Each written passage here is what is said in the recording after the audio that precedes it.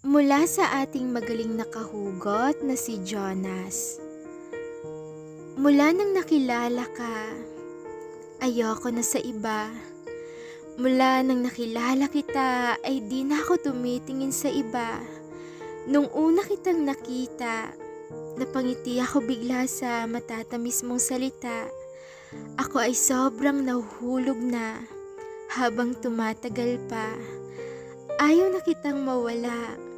Kinukwento na kita sa iba kahit hindi ka nila kilala. Sobrang pinagmamalaki kita kahit hindi tayo nagkikita. Kahit minsan nakakasakit ka na kasi mahal kita. Pero bakit nagbago ka? Bakit nagbago ka nung nalaman mong mahal kita? Bakit bigla kang nag-iba? Di ka na tulad nung una. Dahil ba naguguluhan ka na kung sino yung pipiliin mo sa aming dalawa? Pero pakiusap, piliin mo siya. Dahil alam kong hindi ka na sa akin sasaya.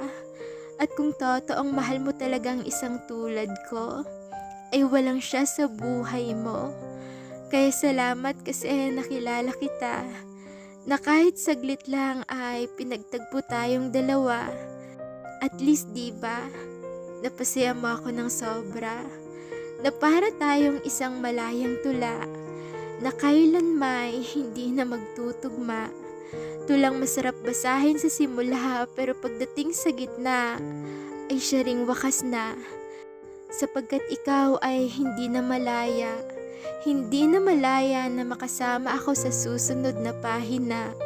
Kaya salamat sa mga masasayang alaala. Kakalimutan na lang kita sa paraang kinalimutan mong mahal kita. Bubuklatin ko na lang ang huling pahina na ang nakasulat ay salamat at paalam na.